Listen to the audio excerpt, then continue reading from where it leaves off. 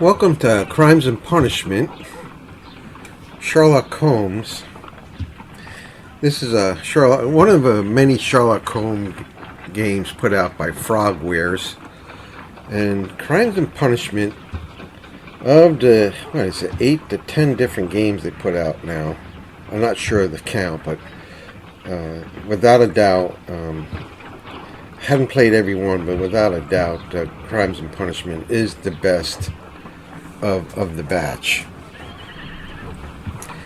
Now, I say that because I have played a little bit of the newest ones, and even though I hadn't played some of the oldest ones, I can't imagine the old ones being as good and as great as this one is. Back in 2004, whenever they first came out, graphics weren't anything like they are today. But I think Crimes and Punishment came out in 2016. Now, this is Sherlock Holmes here. And you may find that it's a little bit odd if you've watched my previous videos. I do videos on home hobbies and things I do.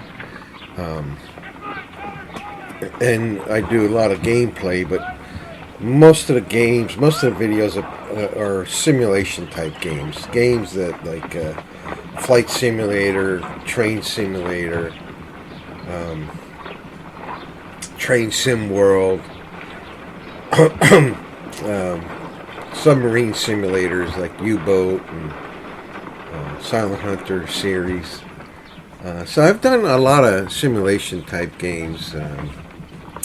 And several others as well, but this is kind of outside my normal scope. It's more of a first-person type of game, and it is a Sherlock Holmes game. But the thing of it is, it's not in line with like first-person shooters.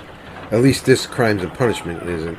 I think in later Frogwares games they try to do more of a first-person action-type game, which I don't enjoy. That's not me. I'm an older guy now, and I'm not one for eye-hand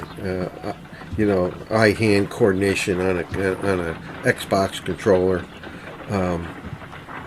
But this game is more in line with what I love.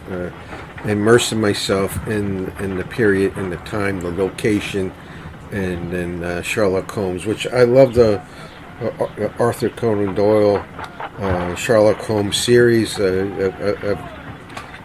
love the books. I got the books. I hadn't read so much. Some of it I've done an audio book, but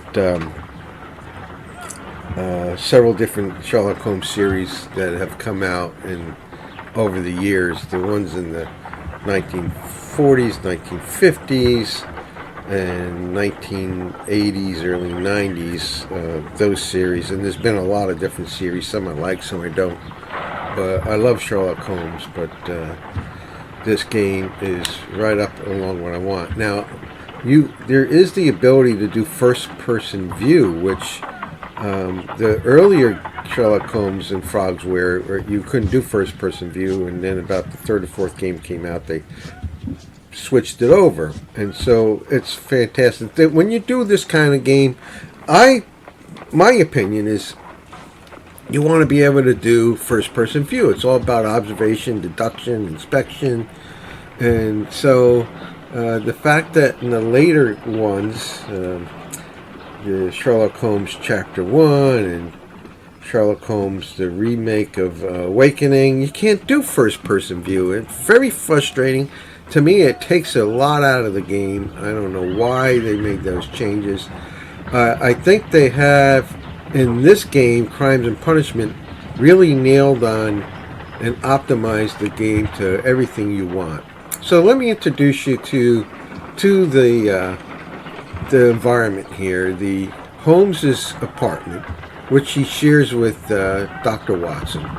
In the TV series, depending on which one you watch, Dr. Watson lives actually upstairs, but in this one he has his own room here that you can go into and actually do some observations in here too, strangely enough.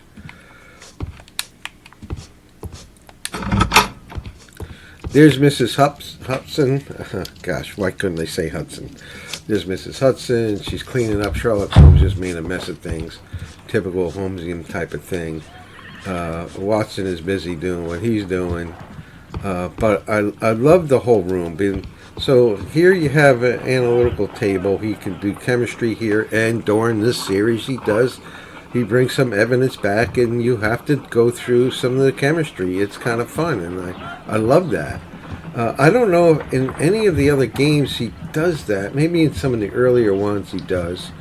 Here's his office table. There are some things every now and then there'll be a letter or something to be had there, depending on which particular one. Now, in Crimes and Punishment, you have this library. This is the only game in the series that has the library available to you. His home library. His home library consists of newspapers. He keeps them, and you can go through them. Depending, right now there's no need because there's no particular case, but there's a case that you have to go back looking through newspapers. You can. He has a good encyclopedia set and several different types of informational things that are available. So he has a nice home library. Any letters you can read. This is where I keep my and examine, and then you can pull the letter up and read what's going on in this particular case. And then he has his own research that he's had collected over time. You can go back and look at any research that he's collected of interest or anything I think that he's done in the past. So it's very well done.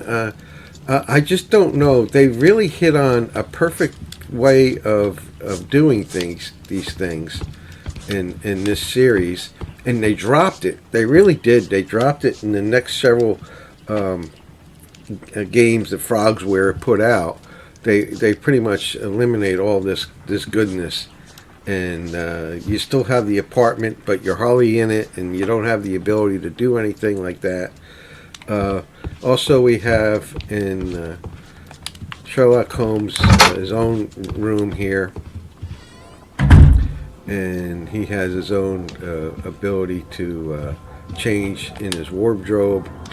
So right now he's going to go on a case. He's going to go out, so we want to get his home attire off of there, and then pick a particular suit. Now, many of these are locked, and I can understand why. I mean, how do you have a game that allows you 10 different suits and be able to graphically display that? But you can unlock these depending on what case you're on. The casual suit is always available, so you can put that on. And then when you're done, you can just exit out, or you can go to the makeup table. But let's exit out and show you how you can go to the makeup table here. So we want to give him a hat. You can give him glasses if you want, but I'm just going to give him a hat. You can change his hairstyle, his beard, all that stuff, facial hair. But we're just going to give him a hat. You can go down here and give him facial hair if you want. But we're not doing any disguises. In some of the cases, you will do disguises, and it's quite nice to be able to do that. So he's on his way out to do a case that just came in. I skipped over that, but I just wanted to introduce you to his apartment. I find the apartment to be extremely important to me as a person who loves Sherlock Holmes, that his apartment is, to me, for immersion, somewhere I can go into and do my deductions and have my thoughts, smoke the pipe or play the violin or whatever. And it's not so much this game allows you to play a violin or smoke a pipe, but it does allow you to come in this apartment and do additional research after you've been out in the field collecting evidence. So it's fabulous in that way. And so the way this game works is you do go out and unfortunately, at this point in the series, you're not able to go outside this door into the street. However, later in the series and uh, games that come after this, you can go out and down the stairs and into the street, and it's quite nice, quite fun. Unfortunately, those games aren't as built as well as this one. Well, at least, and I think a lot of people love the next few games because they are good games. But as far as me immersing myself into the Holmesium type of world, the following games. The Awakening remake is it's a little bit on the. It's a great game, but it's more along the lines of the occult and the mysterious type of things. It has a lot of different environments you get into, which is fun, but you don't feel like Sherlock Holmes so much. He's kind of deranged, and anyway, I didn't want to get into. Maybe later get into the different games. I just wanted to really introduce you to this game and talk about the things. So one of the things that comes about as you get information, you have a case book, so you can open up your case book. Whoops. X. Oh, so you can open up your case book, and I mean, the first tab there tells you what task you're supposed to do. So in this case, I hopped in. Yeah, you didn't get to see the 5-10 minute lead into this particular case, but we're investigating the murder of Peter Carey, and it pretty much is kind of nice. In the bulleted list here, it tells you really what you're supposed to be doing, in case you get out of the game and have to come back later and you forgot where you left off, or you just have a short memory, which is one of the things I did want to talk about is why I love this game. There is a series of if we get out here and go into main menu, you have the ability to go into the cases, and you can see this game has several different cases. Fate of Black Peter, which is the first one. Riddle of the Rains, Bloodbath, Abbey, Range of Fear, New Gardens, that's 5. Half Moon Walk, that's 6. So 6 short cases that you do.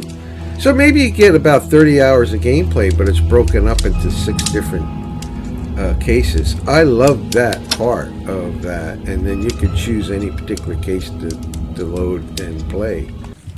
Alright, back to where we were before I showed you all the different cases you can go. Let's get back to the first case here, and like I said, now you can't go outside the apartment down the street. It's unfortunate because in the next few cases you can, and it's really wonderful that you can. I like the idea of going down the steps, leaving the apartment, and catching a cab. To me, for immersion, to actually go out and catch the cab, I don't know. It's a little nuance, very minor type of thing, so it's not that big of a deal. But here, you catch a cab just by bringing up the map and selecting Woodman's Lee, which is your next part of the case, and you will ride in the cab, which I like. You can actually in the settings take this away. If you don't want to ride in the cab, you just have a screen, a loading screen. So a lot of people hate the fact that you do a loading screen and you don't like the cab. I like the loading screen being the cab. Mr. Holmes, I'm over here. Come on. So there's Lestrade.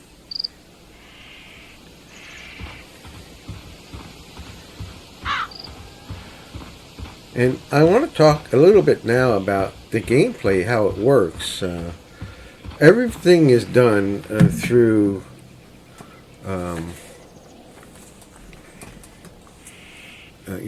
evidence. So what we're going to be doing is collecting evidence, and we collect evidence in several different ways, through observations, And Holmes has kind of his superpower is being able to observe even more than what other people observe, and by hitting the right trigger, the right button, not the right trigger, the right button, you go into his super observation mode. And if there's something that that needs to be picked up on, going into this mode will help you focus and pick up on those. I really love that about this game, that you can go into Holmes's ability, his superior ability to observe things even beyond what everybody else sees. So observations, and then interviews, and of course now I'm going to go into an interview with this lady.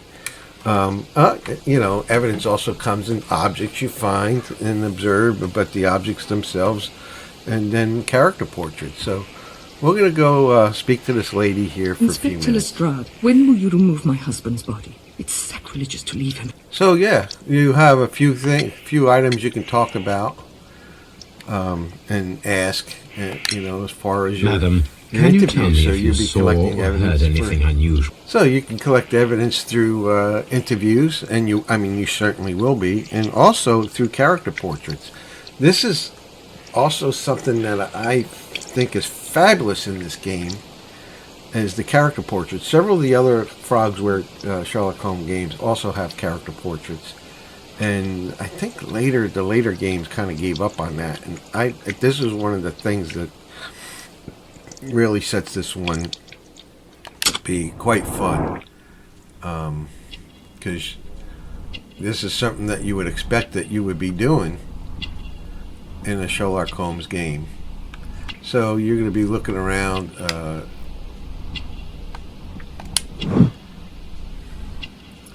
and observing details about the person you're interviewing, and building a portrait about that, and coming, making conclusions really about things you find.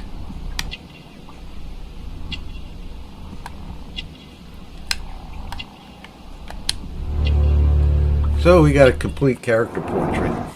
In fact, I think what happens in some of the later games, they still have character portraits, but you can it allows you to do a poor or incomplete portrait, which I don't know if I like that or not, to be honest with you. So character portraits is another wonderful thing that you're able to do, as well as interviews. So all of this stuff, once you've collected character portraits, interviews, observations, there's a lot of other ways to collect evidence. You can then take a look at the casebook. So you open up the casebook. So the casebook here is a great way for you to keep tabs on everything, and the map is available in the casebook, your tasks, and it shows you I completed a task, and the map if you want to move back to Baker Street, character portraits, any documents you found, dialogues. So we've had some dialogues, and if you don't have to worry about memorizing and writing things down on paper, because everything will be written down for you in this casebook, which is kind of nice. Character portraits are here too in the casebook. So really good. And there's a lot, I'm not going to go into any game spoiling things. There's an awful lot of more that you can do on this particular case, but let's move on to here. We have the ability to pick up more information using the Holmes' superpower with the focus button, the right button. All right, so we got our next case, and it's on Half Moon Street. It's in Whitechapel. Takes us back to the area where Jack the Ripper was, and some of the other previous Frogwares Sherlock Holmes games that were, very good games. But this one is superior to that. I want to take you over to Scotland Yard, though, before we go over to Whitechapel.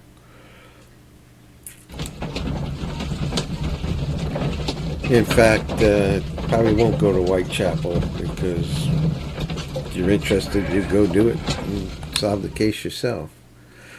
I love the fact that Mr. we have Holmes, multiple cases to do. whatever brings you here so late at night? I'm interested in the case of young Leighton Chapman. He was arrested earlier this evening. So that's Lestrade's office.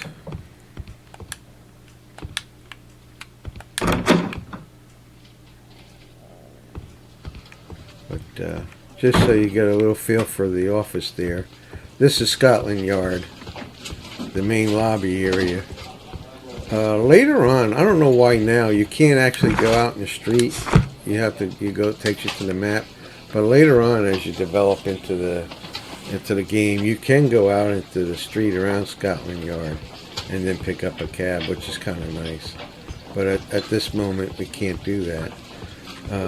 Lestrade's office is over here on the left. But down the hall here, as you first come in, is the evidence room. So I love this. I love the whole Scotland Yard thing. I'm not sure that how many of the other Frogwares games have the Scotland Yard. Maybe one. I think Devil's Daughter may have it. But the fact that you can go in here, look at the evidence that's in the evidence room, do observations there. And then also down here is the morgue. This is fantastic.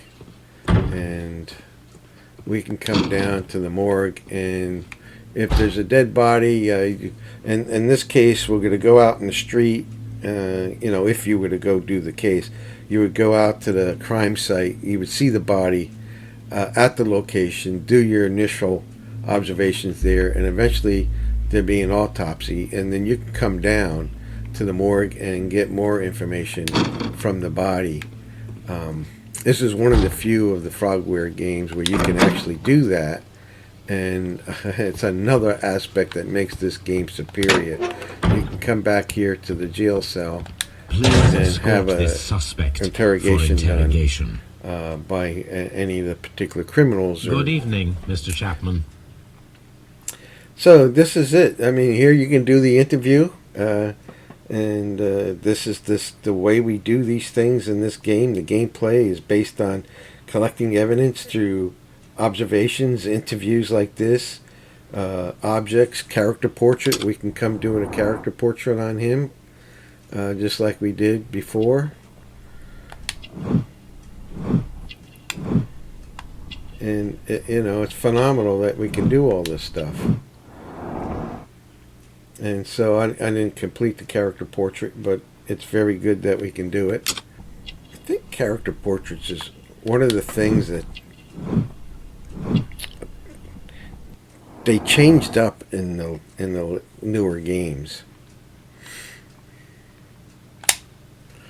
We shall see you soon, young man. man. You can enter the interview. You can end the interview if you like, or continue on the interview. Of course, you would continue on. But the last thing I want to talk to you about, I mean, I'm loving every part of this. And that's why I went through to show you all these different aspects of what you can expect when you play this game, and which is fantastic. But the gameplay itself, I mean, the meat of the game is in, once you gather evidence, it's in the deductions.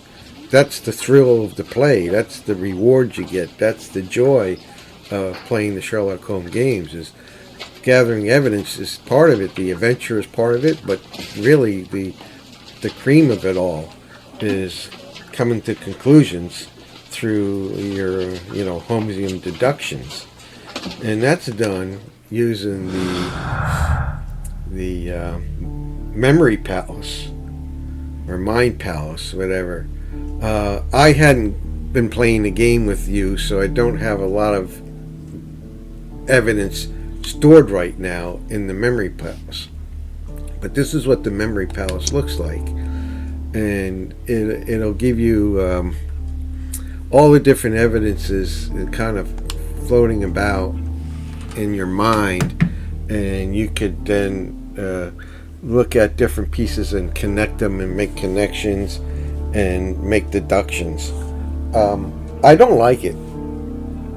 In the previous games of the series, they had evidence board where you can put all your evidence on the board and do your deductions on the deduction board, like you'd see in any of the modern day police TV series, where they take all the pieces and they put them on a board and everybody gathers around and they look and try to make connections.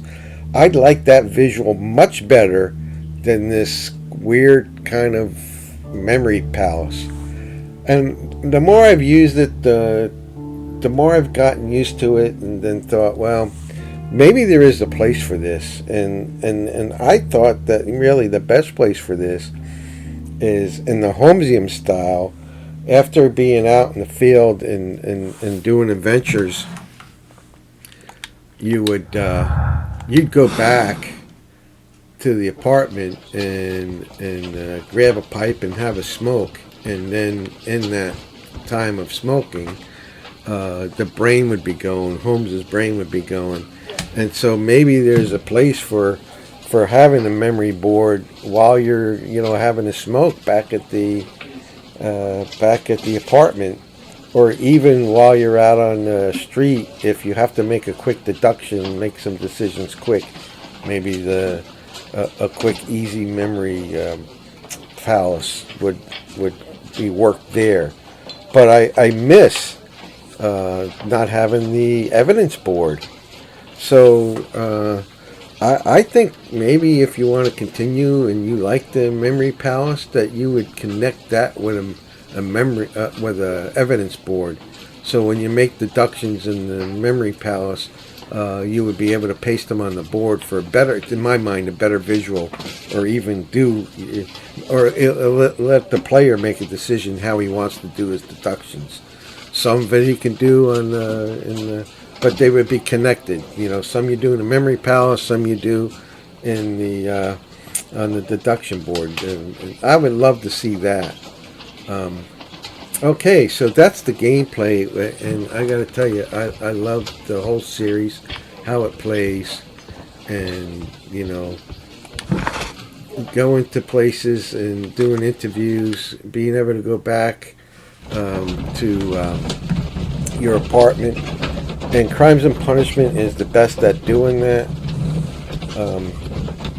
So my final thoughts to leave with you is in this Crimes and Punishment, you get all the characters. You get the street urchins, and you interact with them.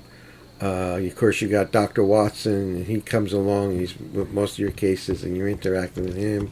You got your library here. You have Mrs. Hudson. You even have Sherlock's brother, Mycroft, in one of the cases. You have the table for analyticals. Another character you have is Toby the dog. I don't remember Toby the dog being in any of the shows, TV, or whether he's in the books or not. But it's a welcome addition, very much welcome. I love the dog. And he helps too sniff out things in the street and in the field, and you get to use him quite a bit, and it's kind of a joy to use him. So my overall review is yes, definitely. If you want a Sherlock Holmes game, this one's getting on 10 years old now, but it's the best I know of in the Holmesian style.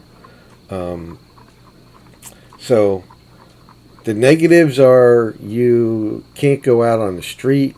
Not that bad of a negative. The Mind Palace, to me, without the evidence board, is somewhat of a negative. Some people like the Mind Palace, but that's about it. It's a great game.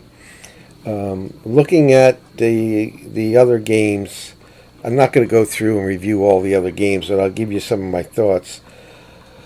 The game I think that came after this would be The Devil's Daughter.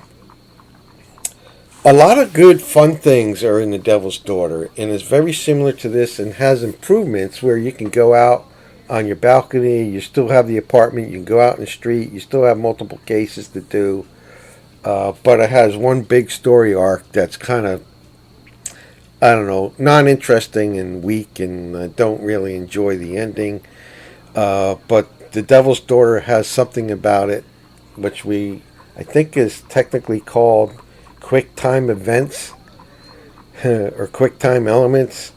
They're action elements. They turn the game into, a game of deduction into a game of first-person shooter, where you have to have hand-eye coordination on your mouse, your keyboard, or your hand controller to quickly wrestle your way through situations. It's not throughout the game, but I think each case has one or two of them, and I find them, for me, maybe it's for the younger crowd, but for me, I hate them, and I never want to live through those again. You know, you have to fight your way through a bar scene. You have to fight your way through a forest. I mean, it's just several of them. I just do not care for them at all. Very distracting. But other than that, a lot of the cases in The Devil's Daughter are quite good. But the overall arcing game, I'm not liking. And then there's, I think the last game in the series, maybe the last game is The Awakened. There was a 2008 version, then there was, 2021. I'm not sure what year, but recently it was revised and updated to look more like this. I don't like it because you don't have first-person view. You only have the third-person view. So you have to play the whole game in third-person view, and I don't like it. It's probably one of the favorites that people love. It's it's not really Holmesian style. It's Lovecraft style, I think is what it's called. A lot of mysterious type of stuff, spiritual stuff. I don't really enjoy that one at all. I probably won't go back to playing it. Some say the 2008 is the same storyline, but they changed the way it plays out, which may make it better. And I think that one you can do in first-person view, but it's outdated graphics. But a lot of people who are into this more of a mental, strategic type games don't worry about that. They're happy to play it. I may give that a try sometime. And then you have the very last one, Sherlock Holmes Chapter 1. Chapter 1 is a great game. I think many people will love that game. It's more of an open world, first person type of. Well, you can't play that one in first person view either. That one has to be played just like this in third person view, which very much annoys me. But you're on an island of Cordova. It is quite a nice game, but it's not Holmesian in any way. Arthur Conan Doyle is far removed from it. It's supposed to be like a young Sherlock Holmes, revisiting his island of youth, trying to figure out some family stuff. I don't enjoy that game because what I love about Holmes is the period, of the late 1800s, which Cordovia is actually early period of that, earlier time of Sherlock Holmes. So it's the correct period. But I love the location, London, and the apartment, and the everything about coming and doing deductions here on the board and being in the apartment. But many do like the Chapter 1.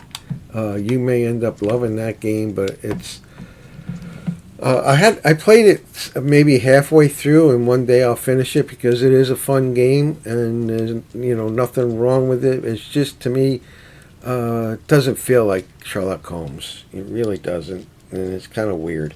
So that's my overall review.